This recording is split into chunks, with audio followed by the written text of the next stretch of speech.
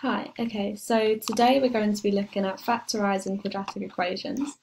And so just to recap, so we actually know what we're talking about, a quadratic equation is an equation that contains terms up to x squared. So x squared has to be the highest exponential that we can have on the x. So we can't have x cubed and it won't have x to the 4 or x to the 5 or anything higher than x squared. But you can have terms lower than x squared. So you could have x or you could have just numbers in it. So this is an example, so we have ax squared plus bx plus c. And so in this case we can see the highest exponential for x is x squared, because x is just x to the 1, so that's lower than x squared, and c doesn't have an x because it would be x to the 0, which is equal to 1. So all of the exponentials for x are 2 or less. And in this equation, the a, b and c, they would just be numbers. So a, b and c are all just numbers. A and B are the numbers and they're called coefficients of the letter x, as obviously they're the numbers that are paired with the x letter. So A, B and C are just numbers, and then A and B are the coefficients of the x for the x squared and x. And so when we're trying to factorise a quadratic equation, the main two types we'll have is when A is equal to 1, so it could just be 1 and then there'd be no number in front of x squared. Or it could be when a is not equal to 1, so it could be 2x squared or 3x squared or 4x squared. And when a is not 1, that can be a little bit more complicated to try and work out, as sometimes you might have to do a few more calculations or have a few more trials at working out, because obviously it's adding another number in, so it's a little bit more confusing. So today we're just going to stick with a is equal to 1 just to simplify it and get the main basics of trying to factorise quadratic equations. And the reason why we would factorise a quadratic equation is that we can use it to be able to solve quadratic equations. So for now we're just going to be able to factorise it and we can solve it another time. But that's the main reason why you would factorise a quadratic equation, so that you can solve it and work out what x is. So, and then when you do factorise it, you're basically putting it into brackets. So it's the opposite of expanding brackets. You're putting all of the numbers and all of the letters into brackets.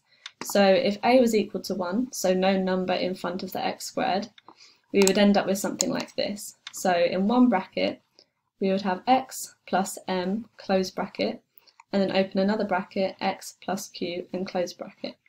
And that's the more simplified version of any type of factorising. And then if we have a is not equal to 1, you would then obviously have a factor in front of the x from where a was a number in front of x squared. So in this case, you could have nx plus m in the first bracket, and then px plus q in the second bracket. And then if you can check your answer also, by if you multiply these two brackets together, you should end up with your original equation. So, and then in this lesson, we are just focusing on when a is equal to 1, as it is a little bit more simplified. And so the method to work out how to factorise your brackets is, so you want to basically work out what m and q is, because in this case, if a is equal to 1, it would just be x and just x by itself in the first part of the brackets, because there's no coefficient in front of x squared. So that makes it a little bit easier. So we just need to work out what m and q is. So to work out what m and q are, you need to work out two numbers that add to give you b and multiply to give you c. So if I pick my colours out, so we want to add to give b, so that was the number in front of the x, just the x by itself. And then we want to multiply to give us whatever c was, which is the number that's all by itself at the end of the equation. So that's the main simplest way to work out what your numbers are in your brackets to be able to factorise a quadratic equation. So you want to find two numbers that add to give you b and multiply to give you c. And because there's no coefficient for x, you can put them in either one of the brackets, doesn't matter which way around the numbers go. So if we do a practice question to kind of see how you would actually put this into practice if you had an exam question. So in this case, so we have x squared plus 5x plus 6. So that's a quadratic equation, as the highest exponential for x is x squared, and there's nothing higher and the rest are just lower. And so in this case we have a is equal to 1, so that makes it easier because there's no number in front of x squared. B is equal to 5 and c is equal to 6.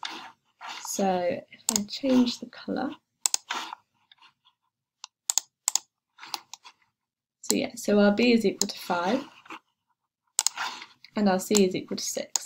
So we want to find two numbers that add together to give us the b, which is 5, and two numbers that multiply to give us a c, which is 6. So the first way that I would do it is that if we take the number 6 and we want to multiply it to give 6, so the best way to do it is then work out what the factors are of 6. So what can multiply to make 6?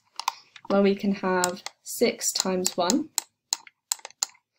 or we can have 3 times 2.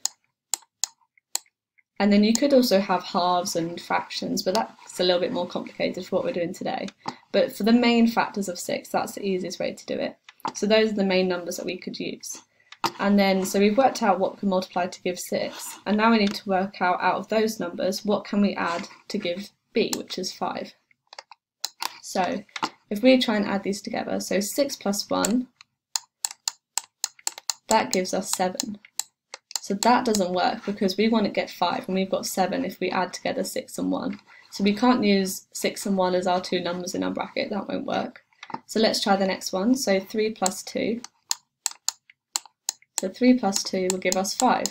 So then we know that we can use those two numbers because 3 times 2 equals 6, which is the C, and 3 plus 2 adds together to give us 5, which is the B letter. So that means that we can now use those two numbers in our brackets. So if we now do, we know that x has to be the first one because there's no a coefficient in front of x squared, so it's just x by itself. And then we can do x plus 3, which is one of the numbers we worked out, and then the other bracket is also x because there's no a coefficient, and then the other number is 2. And you can check your answer by multiplying out the brackets. So in this case we do x times x is x squared, and then 3 times x is 3x, 2 times x is 2x, and then 3 times 2 is 6. And then if you do that all together, you'd get x squared plus 5x plus 6, which is our original equation. So that way we can see that we have factorised this equation correctly and that it's been factorised as much as it can be. So you can't factorise that any further.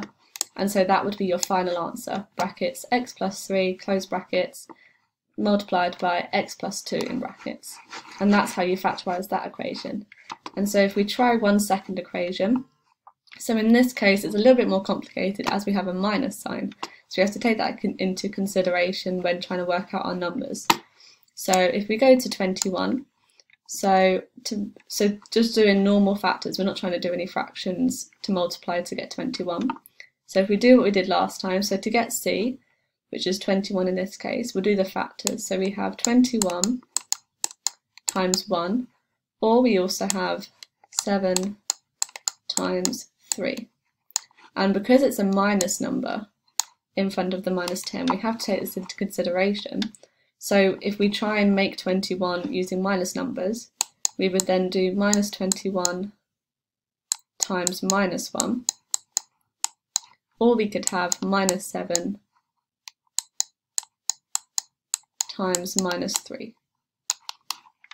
So in this case, because we have the minus in front of the minus 10, we have to give alternative options that have a minus so that we can actually make minus 10 instead of just plus 10. So in this case, so we now have a few different options that we could use that we now have to add to make minus 10.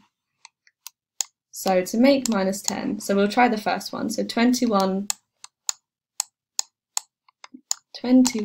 plus 1 is equal to 22. So that's not going to work. And minus 21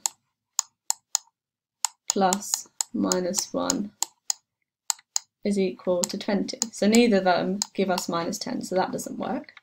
And then if we do 7 plus 3, which was the other factor, that gives us 10, which is close, but it's not minus 10. And then if we try the other one, minus 7 plus minus 3, that gives us minus 10. And that was the letter B that we needed in front of the x to get it into our fractions, into our brackets. So in this case, we now know that it has to be -7 and -3.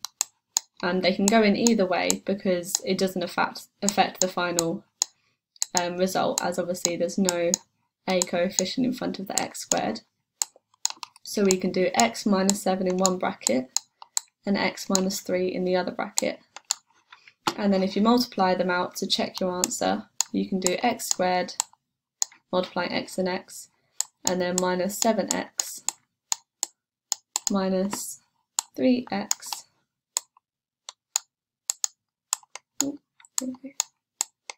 and then minus 7 times minus 3 is plus 21.